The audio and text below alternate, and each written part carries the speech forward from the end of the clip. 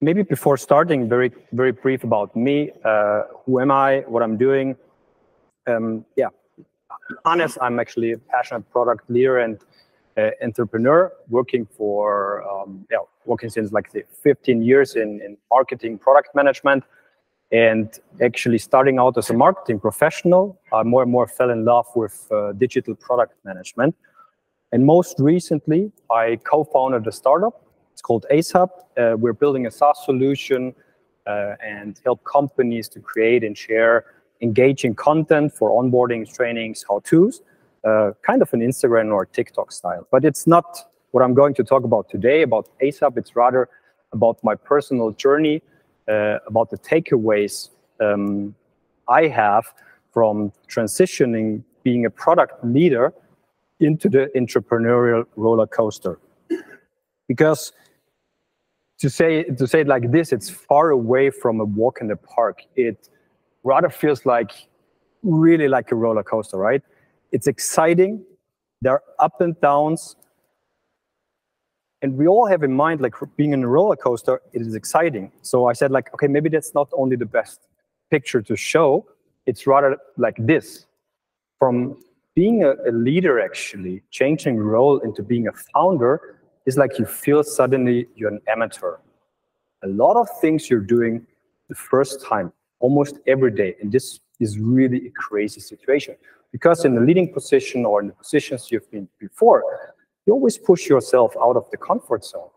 But somehow you're now in the danger zone, in the panic zone. And that's really weird. So you feel like an amateur. It's like, oh, I have 10 years experience, 15 years experience.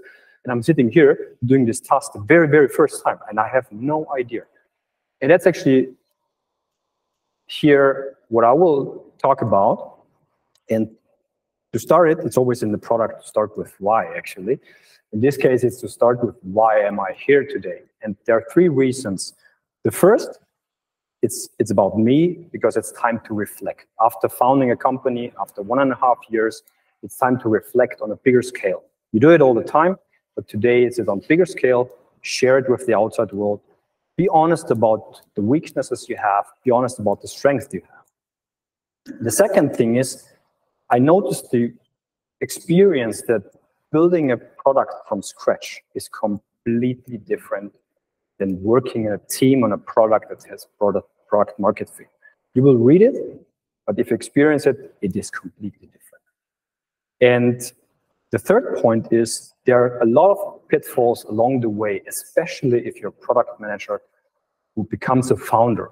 Because what often happens in this case, that product managers jump straight into execution mode. You're teaching something in the past which is very different from how you behave when you become a founder.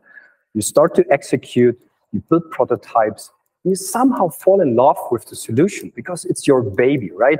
And these mistakes you're not really doing actually as a product leader because you're not that attached to this product. And these are the things I'm going to talk about. I want to share with you. And maybe as a first question, who is product manager or product leader in here? Okay. Who is founder or who was founding a company?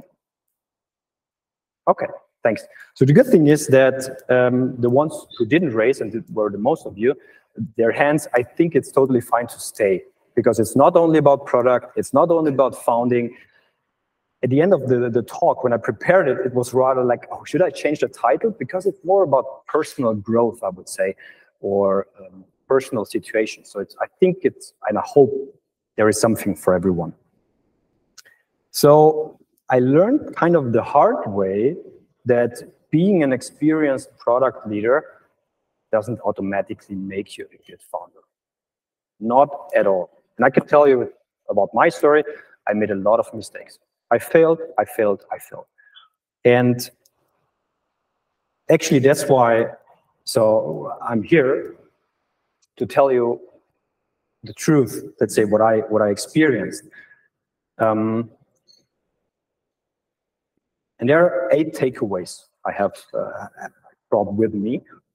And the first 3 are more about personality, things you should consider before you even start the entrepreneurial journey. Then there are some which are more, let's say, when you decided to start. And then there are two coming while you're building things.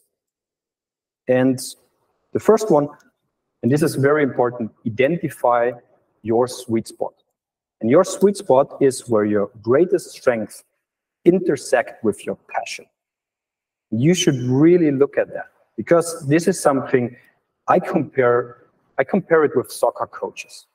Because often it's said that the best soccer coaches aren't necessarily or haven't been the best players. And this is because I would say it's a different sweet spot. It's different of being an individual executor than being a coach which is on the sideline, which is more, let's say, for the team, inspiring people, helping them to grow. It is completely different. And there are several types of product managers. But I would drill it down on two, because there are one type of founders that love building something from scratch.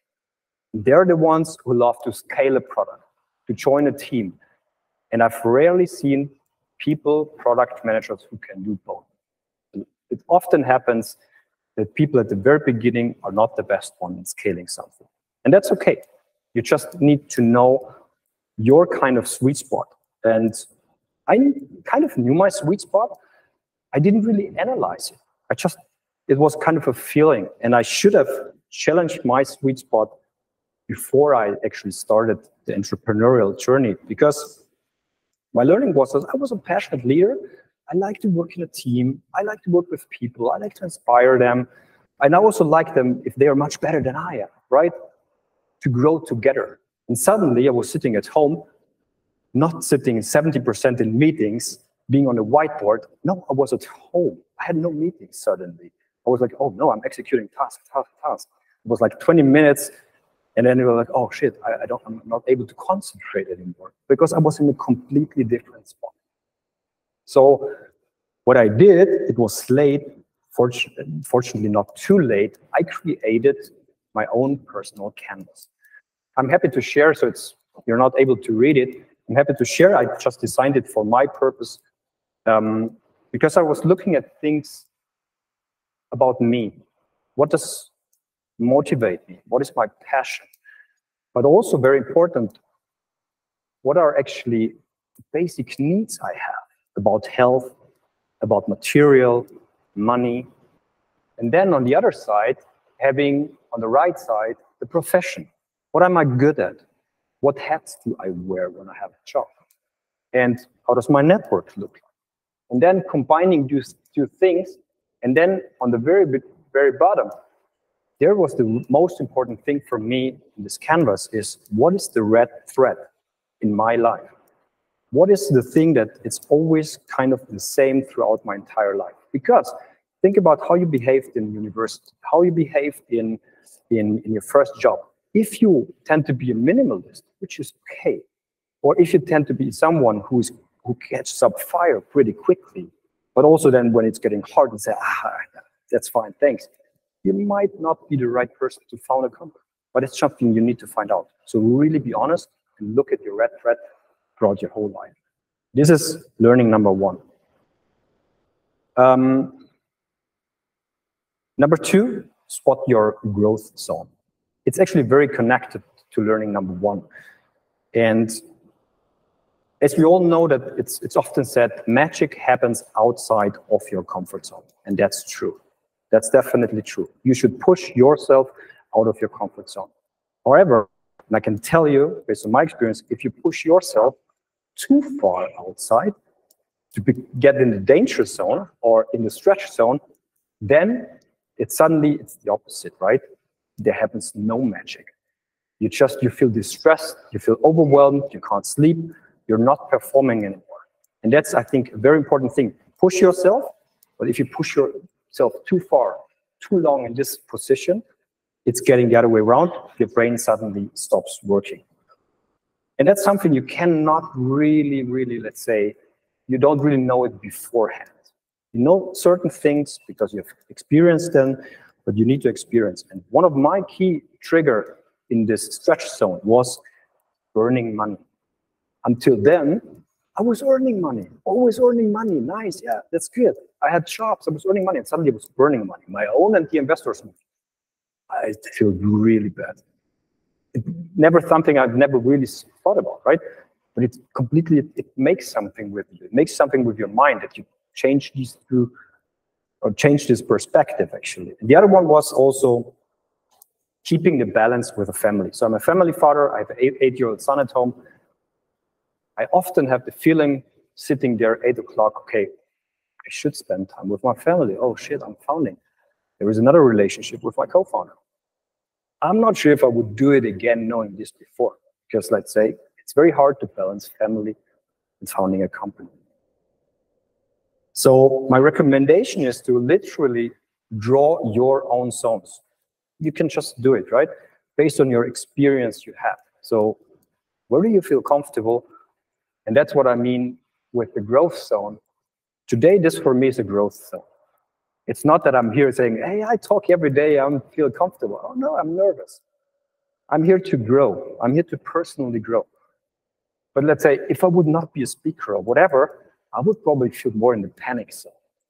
And if you then spend every day talking, you would probably freak out after a month, right?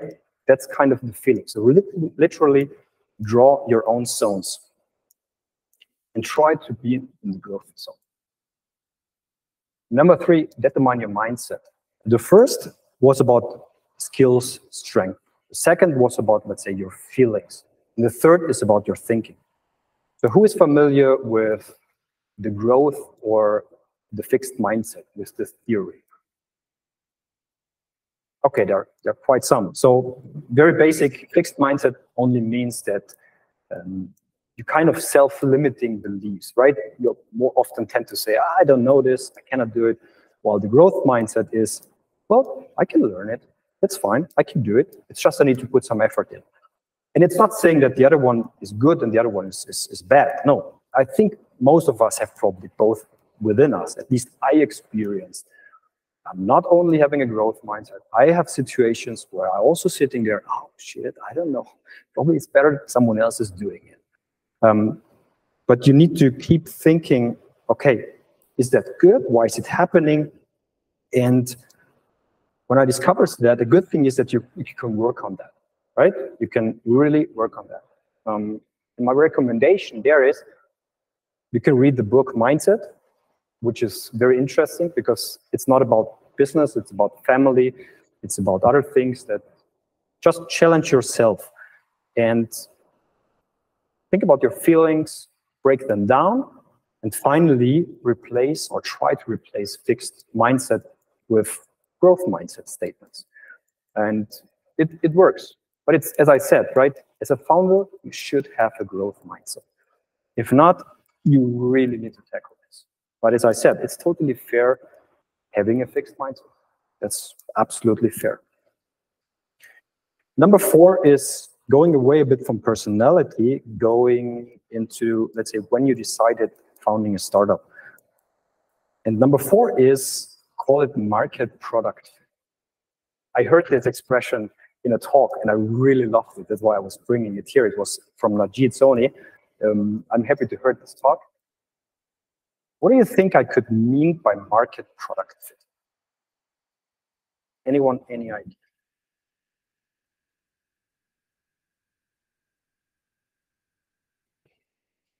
Absolutely. It's the only thing I mean here is changing the sequence, changing the perspective. Because we're always talking about product market fit. And it somehow happens in your mind that you say, it indicates that the product has found its target audience or the product has the sweet spot, however we frame a product market fit.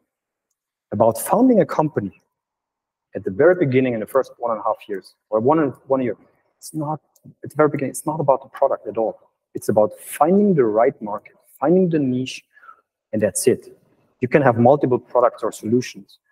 You are going to test anyhow because you will pivot, you will test, you will learn. It's about the market. And well, me being, let's say, product leader, always talking about product research. We have to do it, yeah. Jumping into being a founder, I made all the mistakes because I fell in love with things. I was kind of blinded by my own ideas. So you really have to pull the product out of the market. And my recommendation here is, I would say it's simpler said than done. And also start with a market, start with a niche. It's very easy to say, but number 3 here is very important point, is get your customer to invest time and money, right? You can read the book, The Mom Test, which helps you to ask the right questions. So it's really good because you're not pitching an idea and asking for compliments.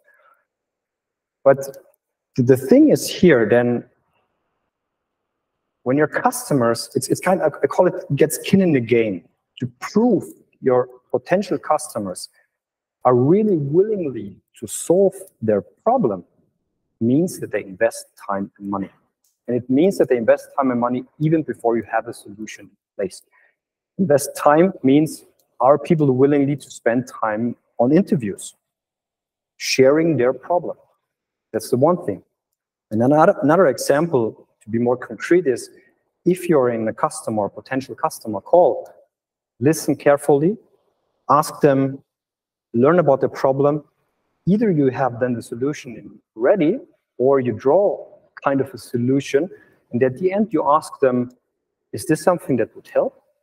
If they say yes, ask them, okay, we could start next week, and you're gonna pay 10 euros. Can we start? And then you will see, do they have a skin in the game? Or say, no, I'm actually probably not willingly to pay. So forget about getting only compliments. Try to get the money as early as possible. I know there are certain products that work. If you get the users, the money will follow. If you're building a B2B SaaS, you really need to prove that people are willing to spend money. That's it. Number 5, be sales savvy. Get comfortable being a salesperson. I think as a product leader, you kind of have sales in your role, right?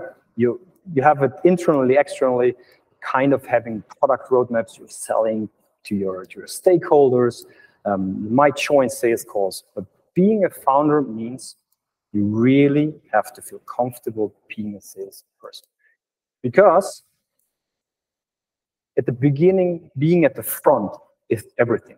There you will learn the most. So we made a lot of mistakes at the beginning. We were 4 founders, one with a business focus, maybe a bit more the sales guy, me, product design, and then we had 2 co-founders, 2 tech co-founders, best coders I've ever met, very good friends. But what we did, we were 4 people, and 1 person was doing sales. The other one were like being in the second row, say building or thinking whatever. This was a completely bullshit. Every founder should feel comfortable being a salesperson, everyone, even as a tech guy. It's not about that you have to be there every day, but there you will learn things. At the very beginning, if you don't have product market fit, there are so many things uncertain. There are so many things that you don't know. And then if you get everything just from your co-founder translated, that's not how it works. So you need to feel comfortable. And one thing is you also need to feel comfortable of overselling before heavy investing in building. You need to oversell. So I learned it was quite difficult actually, because you feel comfortable being the product manager, there's probably the sales team, but suddenly, no, you have to sell. And that's where you also see, are you convinced? Are you really able to sell what you have in mind? So the recommendation here is pretty simple, actually. Make sales calls on your own. Don't just join sales calls. Do it on your own. Just you with a potential customer. That's how it works, not just listening. And try to sell a product only based on a presentation or prototype. We at the very beginning go, no, we need this. What is when they ask? You see a demo, we cannot show it. Don't care, right? Don't care. You can sell something based on a presentation. You can build it afterwards. You will find any arguments. Oh, you're a beta customer. We have some certain things we need to develop. You can do it. And consider sales training. So we decided finally to bring a mentor on board who helps us in sales, because obviously we were lacking some skills. Number 6, embrace risk taking. I think it's always about reducing risks. but it's completely different from being in a grown-up as a leader while you're in a startup. Being in a grown-up, you most of the time have a lot of customers, hopefully, or maybe transactions. And if you ship features, if you whatever you're doing, you try to reduce the risk up front because you don't want to break something, right? You don't want to get completely different user experience out there. And that's okay, that's totally fair. But once you become a founder, it's way more about risk-taking. And the very important point is get it out and then get it right. That's totally okay because you don't have any data up front. You might have some customer feedback, hopefully mainly on the problem, and maybe some ideas how you can solve it. But you need to get things out, right? After you have this sold as a presentation, you need to test things. You need to be really okay with taking the risk. We were often overthinking. We were running it like kind of a grown-up. Oh, it has to be perfect. No, that's not perfect, right? At the beginning, I can tell you, no one really cares. Because you want to find, okay, where is the fit? Where does it work to invest? Where does it really make sense to invest more time? And the only risk you should mitigate is actually that you're not heavily investing in building. The best thing is that you start not with writing any line of code. And I think I've read it somewhere. I'm not sure if it's a study or whatever. The most promising startups were the ones who were writing the less code at the beginning. So, not sure if it's correct, but at least it seemed to me it might be true. So 7 and 8 is rather when you're, let's say, in between when you're building something. And I repeatedly said it, it's about maintaining objectivity. When a founder launches a company, as we know, you have a clear, idealized vision how the product works, how you will revolutionize the industry. And it happens that you have opinions. It happens that you're discussing also with your founder team about opinions. You should not talk about opinions, right? You should talk about assumptions because you don't know anything at the beginning. Even if you think you know, your opinions are there to prove you wrong. And really change your mind. And this is, I think, especially at the beginning, set aside your ego and emotion. It's very hard. It's way easier said than done. But you're very passionate about it, right? Like growing up a child. It's something where you want to take care, you want to talk, right? And today I can much better understand why founders are often, let's say, jumping in very deep. Yeah, they're very connected with the product, and that's okay, right? Because you don't want your founders not to care. And then seek feedback, talk to peers, industry experts, and question your assumptions. Feel fine to prove that your assumptions are right. So what I only want to take with you here is see it as assumptions and don't talk about opinions. And the final one is one of the probably most obvious differences of being a product leader and a founder is your job is essentially to win at all costs. Because you are rewarded only if your company succeeds. You're not rewarded if you have a happy team at the beginning, if you have whatever. No, only if your company succeeds. The difference of being a product manager is actually often to avoid chaos, to avoid changing certain, let's say, changing course. And in particularly, I would say it's often to avoid pissing off people, right? Especially in bigger companies. That's really something you should avoid. And the team looks at the product manager and keep things running smoothly, productively, and happily. But what I can tell you as a founder, it's okay if you produce chaos. It's okay if you repeatedly change courses. It's okay if you piss off people. It's totally okay. It shouldn't be the goal, but it's okay. Because otherwise, you're not trying to win at all costs that your company succeeds.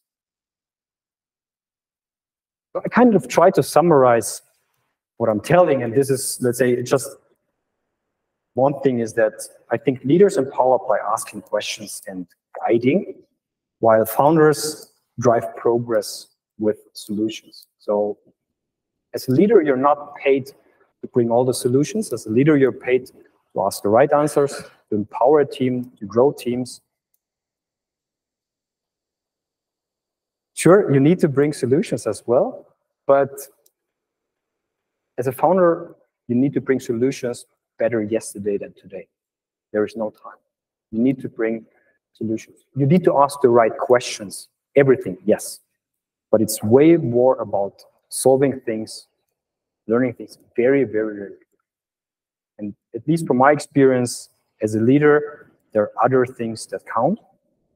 And that's a bit, at least what I learned throughout my journey. Thanks.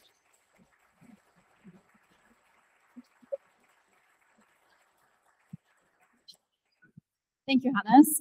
We actually do have a bit of time for questions, and I would like to start with the first question because I'm super curious because I'm a product manager myself. And you mentioned that there are two product managers out there, one who like to build products and one who like to scale products. You mentioned it briefly, but what type of product manager are you actually? It's a very good question, actually. To be very, very honest, I think, and that's my sweet spot, I'm better at scaling a product. Once product market fit is there. And I think that's okay also if you know that to start to found a company because you're pushing yourself out of your comfort zone. But what helped me by recognizing this is okay, I'm not only building a startup to find product market fit, but also building a company, a startup to once onboard new people, to onboard a team, to grow together. And I think it's more than, I see my sweet spot as in the growth zone. And that's quite challenging maybe for me then a bit at the beginning. So it's a lot of learning, but I see my sweet spot more in scaling. But yet interesting that you're building a product right now. It is also pushing myself, as I said, out of the comfort zone. And I learned so many things, right? I learned to design everything in the last year. So I was using Figma, and I'm a very big fan of Figma, doing my designs, doing everything on my own. But along the way, I would love to have people surrounding me, more other product managers, some people where you can really bounce ideas, bounce things. And I really missed that in the last 1.5 years. Thank you so much. We have time for 2 questions roughly. So is there anyone in the audience who would like to ask Hannes a question? Maybe how to piss people off. Maybe that's one. Better not. Thanks a lot, Hannes. It was really great. What was your strategy actually to drive this kind of change? I mean, like you made this kind of learning, but understanding that you have learning, I think you maybe need to take more risk or whatever is one thing, but really implementing it into not only your head, but also the founder's head. What was your strategy to actually drive this forward? Say, I didn't really had a strategy, right? It was rather, and I think this was the first thing is I had to reflect because at some point last year, I didn't feel comfortable at all founding actually, right? I was like at the end of the year, like saying, shit, what am I doing here? I'm completely out of it. There are basic things I don't know anymore. Then I started to think, okay, what went wrong? And it was rather a reflection process. And some things maybe were probably too late. Some things maybe came up at the right time. So it was rather to tackle step-by-step things. And the strategy was to feel okay with it, to talk with your co-founders about it, how you feel, where you are, and how you can tackle it. And then, as in product also as well, do it step by step. Iterate on yourself, learn how you can improve certain things. Because it wouldn't make sense to take all the learnings now and say, tomorrow I draw my comfort zone, then I will draw my personal canvas, and whatever, you will freak out as well. So I think it's tackling things step by step, to be fair, without having a strategy. Also had a question, right? Okay, thank you very much, Han. Really interesting. So I have a question regarding tip number 5. So be sales savvy, basically, sales savvy. I come from a more sales background. So my question is, do you think that the other way around, so for a salesperson to get closer to the product, so do you have an example of that in your startup, Nace Hub? Have you seen that? And in case, what utility can it bring to the table? So overall, I think it should always be the other way around as well, right? Because actually both should understand what am I selling, and both should understand how am I selling this, right? So I definitely see it from both ways, that salespeople, they should have an understanding of the product. You should know how it works. You don't need to have everything, right? Because it's also fine to oversell, as I said. It's always the stretch of product, and then sales always, let's say, tells you everything out of the blue sky, and then product probably, no, we don't have this. And this was the challenge also for me. As a product, you're not there to, let's say, oversell, because you know your roadmap. You know, if you sell it, oh shit, you really have to build it. Because the other people know that I have the product, I had the founder in the room, I'm sure he was gonna make it happen. So yes, it's both ways actually. You should also dive in as a salesperson into the product process. You should understand it.